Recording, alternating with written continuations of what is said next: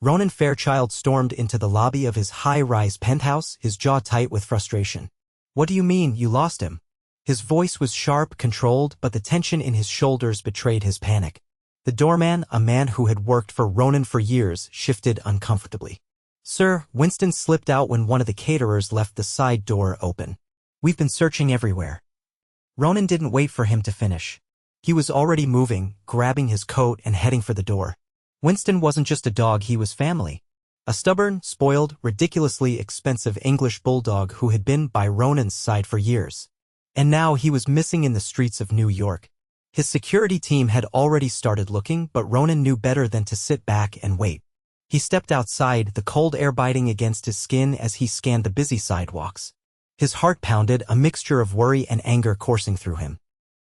Winston was small and clumsy if he'd wandered into traffic. No, Ronan refused to think that. He pulled out his phone, calling his assistant. "Double the reward. 20,000 to whoever finds him." "Understood, sir." Ronan ended the call and continued walking, his mind racing. He hadn't felt this kind of helplessness in years. He was a billionaire. He built empires, made impossible deals, controlled every inch of his world. But right now, he had no control at all. And he hated it. Genevieve Dawson had just finished locking up her small bookstore when she heard a soft, pitiful snort coming from beneath the wooden bench near the entrance. She frowned, crouching down. "Oh my goodness," she murmured. "What are you doing out here, little guy?" The bulldog blinked up at her, his wrinkled face droopy and exhausted. His collar was expensive, a deep leather with gold engravings. "Definitely not a stray. You're lost, aren't you?" She reached out, letting him sniff her hand before scooping him up. He was heavier than she expected, but he didn't struggle. Just sighed dramatically, as if relieved. "Looks like you need some help," she said, adjusting her grip. "Let's get you warmed up, yeah?" She carried him inside, flipping the sign on the door to closed. The bookstore was small but cozy, lined with overstuffed chairs and warm lighting. She set the bulldog down on a blanket, grabbing a bowl and filling it with fresh water. He lapped at it eagerly, his tail giving a slow wag. Genevieve smiled, rubbing his head. "You're safe now." Ronan was losing patience. Hours had passed, and despite the endless calls and the ridiculous reward, Winston was still missing. The thought of his dog out there alone, scared, maybe hurt, made his stomach twist. Then his phone rang. A number he didn't recognize. He answered immediately. "Fairchild." Hi. I think I found your dog." The voice was soft, hesitant. "A woman." "Where?" "I own the little bookstore on 9th and Pine. He wandered up to my door. He's safe. Just a little tired." Ronan was already moving toward his car. "I'll be there in 10 minutes. When he pulled up to the bookstore, he barely glanced at the sign before pushing the door open. The smell of old books and something sweet vanilla maybe filled the air. Then he spotted him. Winston, curled up on a blanket, looking far too comfortable. And next to him, a woman. She was sitting cross-legged on the floor, stroking Winston's back absent-mindedly as she read a book. When she looked up, their eyes met. For a second, Ronan forgot why he was there. She had warm brown eyes, her dark hair pulled into a loose braid over one shoulder. She wasn't flashy or polished like the women he usually encountered, no designer labels, no calculated perfection. Just soft, natural beauty. "You must be Winston's owner," she said, standing. "Ronan Fairchild," he said, stepping forward. She blinked at the name. "Wait, like, the billionaire Ronan Fairchild?" He sighed. "Yes." She let out a breath, shaking her head. "Wow. Well, I'm Genevieve Dawson. And Winston here is an absolute sweetheart." Ronan crouched, running a hand over Winston's wrinkled head. "You scared me, buddy." Winston snorted in response, clearly unbothered. "I gave him some water," Genevieve said. He seemed exhausted. Ronan nodded, standing again. "Thank you. You have no idea how much this means to me." She smiled. "I'm just glad he's safe." He reached into his coat pocket, pulling out a thick envelope. "There's a $20,000 reward for his return." Genevieve's eyes widened. "Oh, no, I don't need." "I insist." She hesitated. "Look, I appreciate the offer, but I didn't do this for money. She glanced at Winston. He needed help. That's all." Ronan studied her, intrigued. Most people would take the money without hesitation. But she wasn't interested in his wealth. That was rare and unexpected. "At least let me repay you another way," he said. "Dinner. My treat." Her lips parted slightly in surprise. Dinner. As a thank you, he clarified. Genevieve hesitated, then smiled. All right, dinner. Ronan nodded, a strange sense of anticipation settling in his chest. He had come here to find Winston. He never expected to find her. Ronan arrived at the restaurant ahead of time, an unfamiliar sense of anticipation humming beneath his skin. He wasn't the kind of man who waited people adjusted to his schedule, not the other way around. But tonight he found himself scanning the entrance, restless for her arrival. When Genevieve stepped inside, the ambient lighting cast a soft glow over her features. She had changed into a simple navy dress that swayed just above her knees, her hair cascading in loose waves. There was no attempt at extravagance, yet she commanded attention effortlessly. You're early, she said, raising an eyebrow as she reached the table. Something I rarely am, Ronan admitted, standing as she took her seat. The restaurant was one of the city's most exclusive private booths, candlelit tables, and a menu without prices. It was the kind of place where power was silently traded over wine and whispered negotiations. But tonight, none of that mattered. Genevieve picked up the menu, her fingers tracing the embossed leather. You know, I usually stick to little family-owned spots. He leaned back, watching her. Would you prefer somewhere else? She shook her head. No, I think it's good to try new things. The waiter arrived, and Ronan smoothly ordered for both of them, selecting a bottle of wine without hesitation. Genevieve arched a brow. Do you always take charge like that? He met her gaze. When I know what's best, yes. She laughed lightly, shaking her head. You're very sure of yourself. And you're not easily impressed, he countered. I just don't think wealth is the most interesting thing about a person. That caught his attention. People rarely looked past his fortune. It was either admired, envied, or exploited. But she spoke as if it barely registered. He studied her, intrigued. So, what do you find interesting? She considered for a moment. How people treat others when they have nothing to gain. A curious warmth spread through him. And what do you think of me so far? Her lips curled slightly. The jury's still out. Their food arrived, and conversation flowed effortlessly.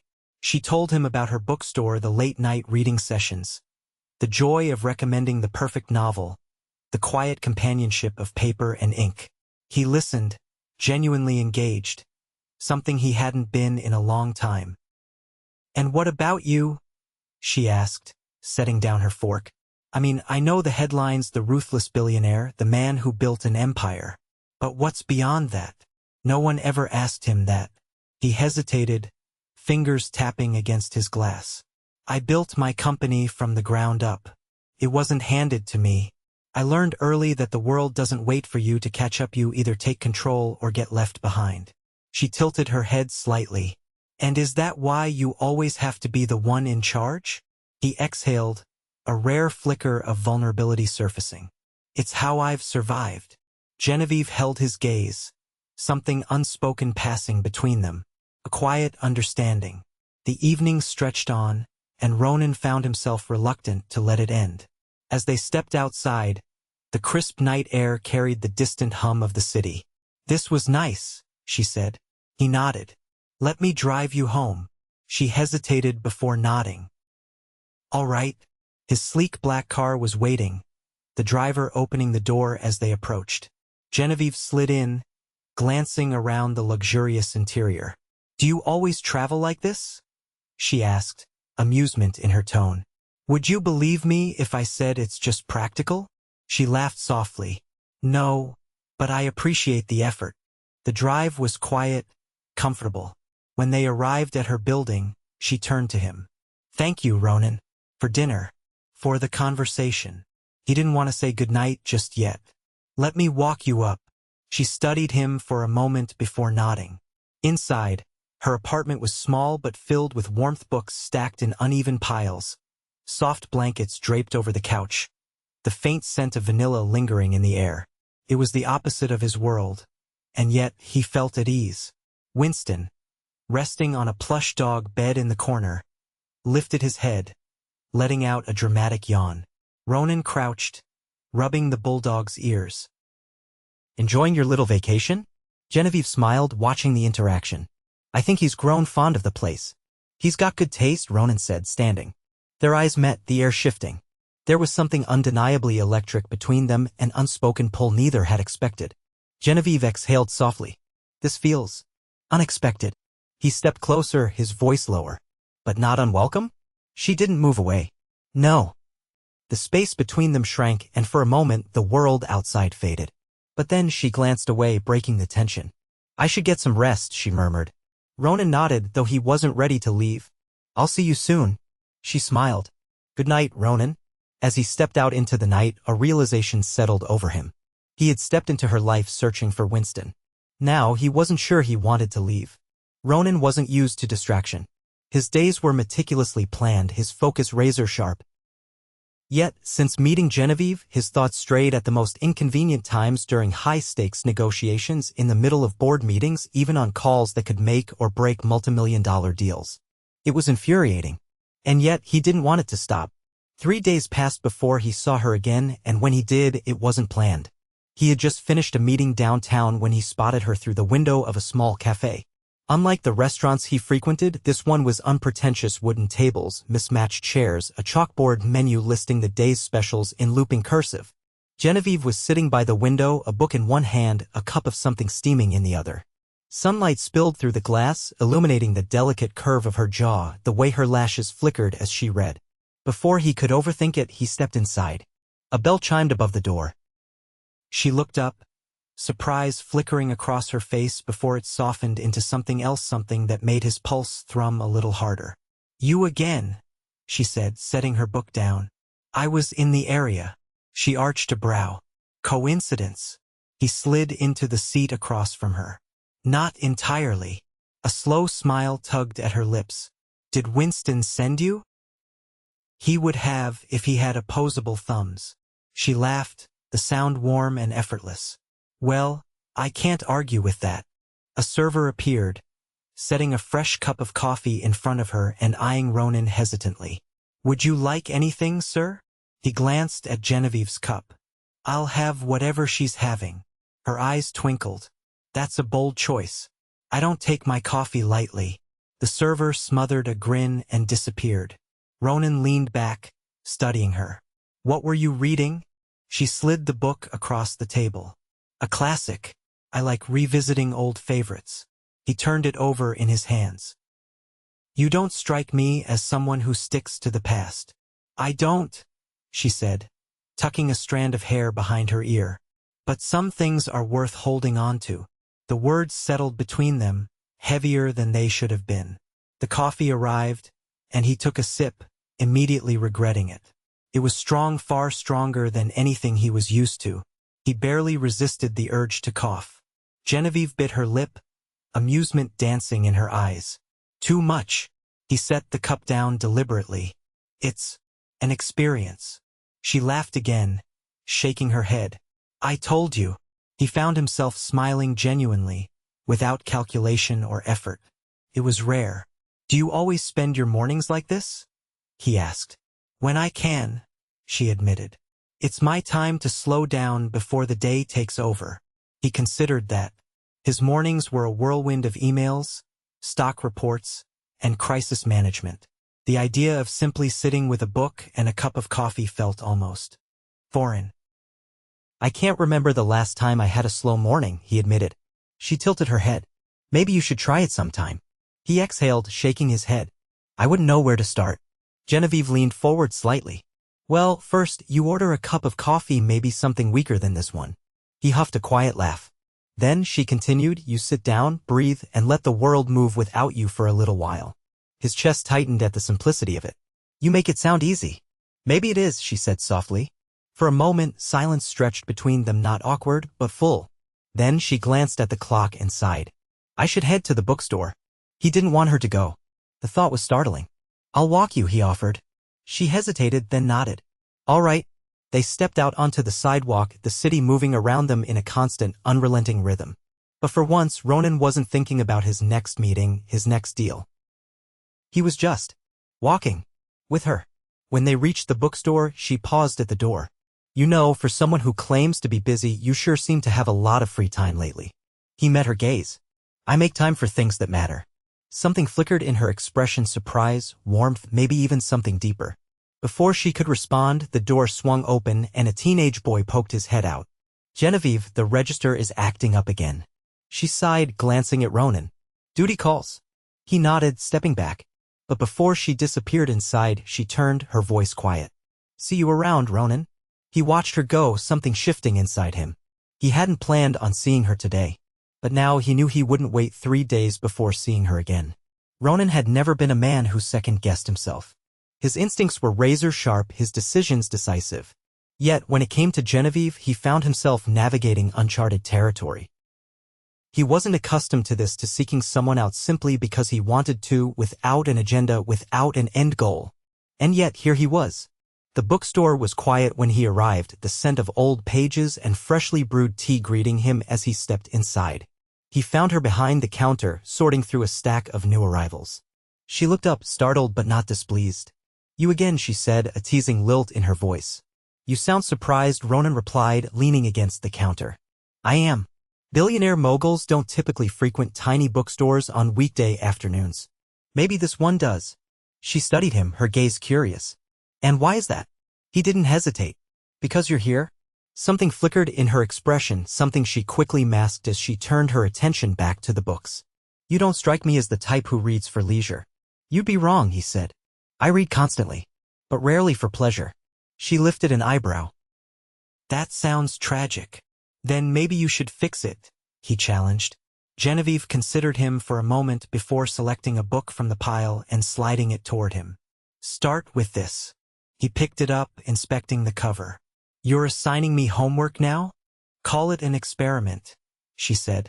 I want to see if you're capable of reading something without analyzing profit margins or market trends. Ronan exhaled through his nose, amused. Fine, but only if you agree to dinner again. Her lips parted slightly, but she didn't immediately refuse. You don't give up, do you? Not when I want something. There was a beat of silence before she sighed, shaking her head in mock exasperation. All right, but no fancy restaurants this time. I'll let you pick. Genevieve gave him an appraising look. You might regret that. I doubt it. That evening, he found himself in a tiny, family-run Italian restaurant nestled between two unassuming shops. The lighting was warm, the scent of simmering tomatoes and fresh basil filling the air. It was a stark contrast to the places he usually dined, the kind of place where no one cared about bank accounts or business deals. Genevieve was already seated when he arrived, a glass of red wine in front of her. She looked at him, eyes twinkling with amusement. You look out of place. Ronan pulled out a chair. I've been in more uncomfortable situations. Somehow I doubt that. As the evening unfolded, something shifted. Their conversations had always been easy, but now, there was depth, real intimacy woven between their words. She told him about her childhood summers spent in her grandmother's bookstore, about the first time she fell in love with a story so much that she forgot to eat dinner. He listened, fascinated, and when she asked about his life beyond the headlines, beyond the ruthless businessman image, he found himself telling her things he hadn't admitted to anyone in years. About how he had built his empire not out of greed but out of necessity. About the sacrifices, the loneliness that came with success. For the first time in longer than he could remember, he wasn't just Ronan Fairchild, billionaire CEO. He was simply a man sitting across from a woman who made him feel something real. When they left the restaurant, the night air was crisp, the streets alive with the sounds of the city. They walked side by side, unhurried, as if neither of them wanted the evening to end. Genevieve glanced at him. You didn't hate it. I didn't. She bumped his shoulder lightly. I think that's the highest compliment you're capable of giving. You underestimate me, he said. They reached her building and she turned to face him. This was nice. It was. A pause stretched between them, charged with something unspoken. Then, before he could overthink it, he reached out, brushing a stray strand of hair from her face. She stilled, her breath catching. Genevieve, he murmured, his voice lower now, rougher. She didn't look away. Yes. He wasn't a man who hesitated, but with her, he wanted to be sure. Her gaze flickered to his lips, and that was all the confirmation he needed. He closed the distance between them, his hand sliding to the curve of her jaw as he kissed her. It wasn't hurried or tentative, it was deliberate, as if he was staking a claim, as if he had been waiting for this moment without even realizing it.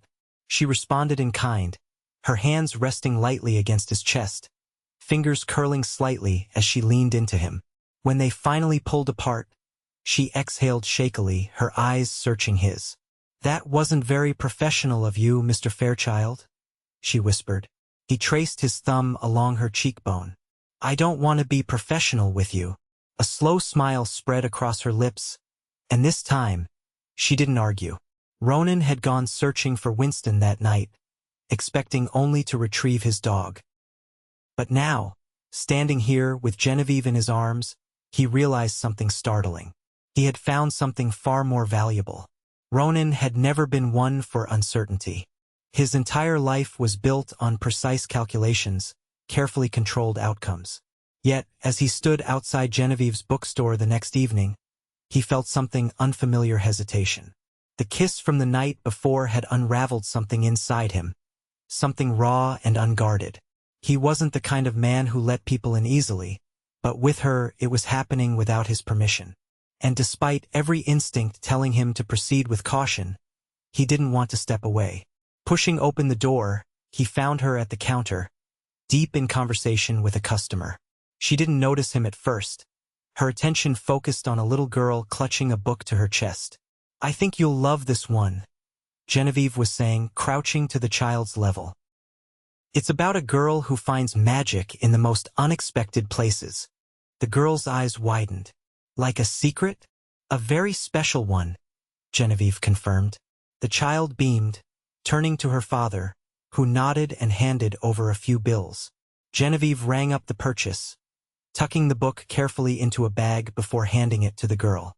As they left, she finally looked up, and when she spotted Ronan, something flickered across her face: surprise, warmth, and something deeper she didn't try to hide. "You're back," she said, setting a receipt book aside. "You sound surprised," he replied.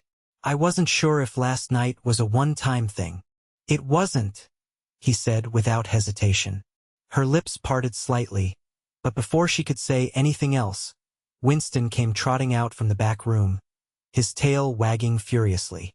He made a beeline for Ronan, who crouched down, scratching behind the dog's ears.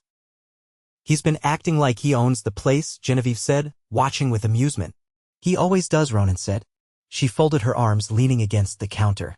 "I don't mind. He's good company." Ronan straightened, meeting her gaze. "I had a feeling you'd say that." For a moment, neither of them spoke. The quiet between them wasn't awkward, but charged, filled with unsaid things. Finally, Genevieve exhaled. "I was thinking about you today." He stepped closer, intrigued. "Good thoughts, I hope?" She tilted her head, considering. Mostly. She tapped her fingers against the wooden surface. "I'm still trying to figure you out. Then let me make it easier for you. Have dinner with me again." She narrowed her eyes playfully. "You're persistent. When it matters." She bit her lip as if weighing something before nodding. "All right, but you're coming to my place this time. No chauffeurs, no five-star chefs. Just a home-cooked meal." Ronan blinked, caught off guard. It had been years, decades, even since anyone had cooked for him, let alone invited him into their home with such ease. "You cook?" he asked. "I do," she said. "And before you ask, no, I won't tell you what's on the menu. You'll just have to trust me." Trust. That wasn't a word people often associated with him. But with Genevieve, it didn't feel like a risk. "Then I'll see you tonight," he said. When Ronan arrived at Genevieve's apartment later that evening, the scent of something rich and savory greeted him before he even stepped inside. She opened the door, barefoot, an apron tied around her waist, and a faint smudge of flour on her cheek. "You're early," she noted. "You said home-cooked meal? I wasn't about to be late." She laughed, stepping aside to let him in. The space was warm, inviting a lived-in home rather than a carefully curated display. A record player in the corner played something soft and melodic, and on the kitchen counter, a bottle of wine sat uncorked. Ronan glanced around. "This is different from what I'm used to." "I figured," she said, stirring something on the stove. "But I promise it's good." He moved closer, watching as she worked. "You're enjoying this? Cooking?" She glanced at him. "I find it relaxing." "I don't think I've ever relaxed in a kitchen," he admitted. "Then you're doing it wrong," she teased. He leaned against the counter, arms crossed. "Convince me otherwise." She handed him a spoon. "Here. Taste. Ronan hesitated for only a second before taking the offered bite. The moment the flavors hit his tongue, he let out a low hum of approval. All right, he conceded. You might be onto something. Genevieve grinned. Told you. They ate at her small dining table, the conversation flowing as effortlessly as ever. He found himself telling her things he never spoke about, the parts of his life that didn't make headlines, the moments before success had hardened him. And she listened. Not out of curiosity, but with genuine interest. By the time they finished, he realized he didn't want to leave. Genevieve must have sensed it too, because she didn't rush him out. Instead, she refilled their glasses and led him to the couch where Winston had already claimed a spot. They sat in comfortable silence for a while, the weight of the evening settling around them. Then she turned to him.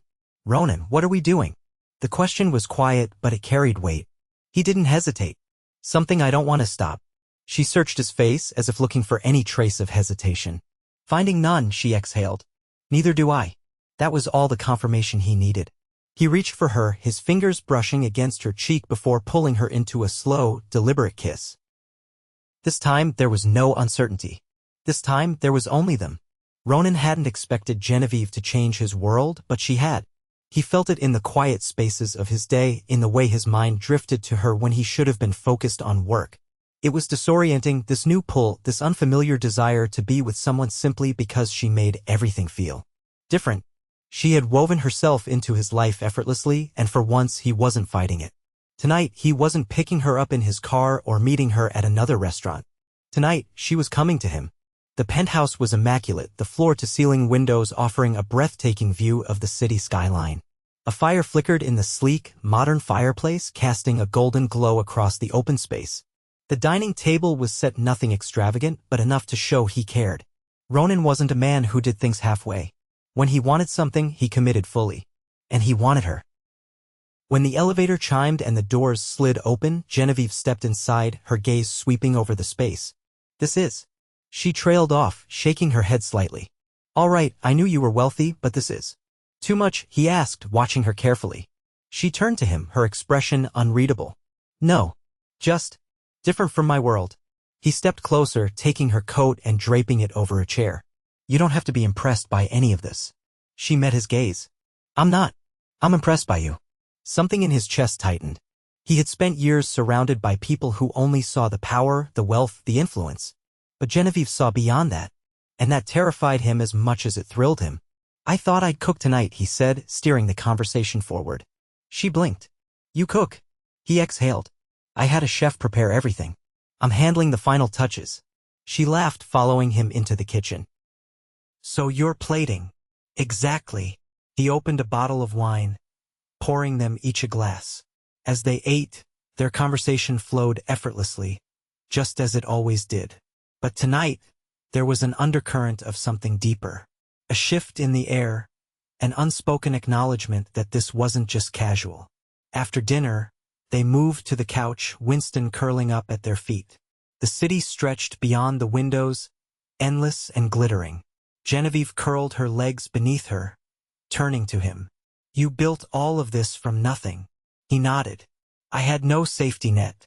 It was either succeed or be forgotten. She studied him. And now that you have everything? He hesitated, fingers tracing the rim of his glass. For a long time, I thought this was enough. She didn't look away. And now? He set his glass down, turning fully toward her. Now I know it isn't. Genevieve's breath caught, but she didn't pull away when he reached for her. This time, when he kissed her, there was no hesitation, no guarded restraint. And this time she kissed him back with the same certainty. Ronan had never been a man who second-guessed himself, but when it came to Genevieve, he wanted to be sure of every move he made. So when he reached into his jacket pocket and curled his fingers around the small velvet box hidden there, he didn't rush. The night was perfect. They had spent the last few weeks falling into something neither of them had planned for, something neither wanted to let go of. Now, standing on the rooftop of his penthouse, the city lights stretching endlessly around them, he knew there was only one thing left to do. Genevieve turned, her hair catching in the breeze. You're quiet tonight. He took a breath, then reached for her hand. Because I've been thinking. She arched a brow, amused. That sounds dangerous. He exhaled a quiet laugh. Not this time. He pulled the box from his pocket, flipping it open to reveal the ring inside. A single, brilliant diamond set in a band as timeless as the woman in front of him. Genevieve's breath hitched, her eyes widening. Ronan. He held her gaze. I've spent my life chasing things that never mattered. But you? You matter. She swallowed hard, her fingers tightening around his. I don't want a future without you, he continued. Marry me. For a moment, she just stared at him, her lips parted in shock. Then, a slow, breathtaking smile spread across her face. Yes, she whispered. The tension in his chest released in an instant. He slid the ring onto her finger before pulling her into his arms, kissing her deeply. And for the first time in his life, Ronan Fairchild had everything he wanted. The wedding was an intimate affair held in the garden of a historic estate outside the city. It was elegant without being excessive, exactly how Genevieve had wanted it. As she walked toward him, her dress flowing like something out of a dream, Ronan felt the weight of every moment that had led him here. When she reached him, he took her hands in his, unable to look anywhere else. And when they exchanged vows, promising forever, he knew with absolute certainty. This was the best deal he had ever made.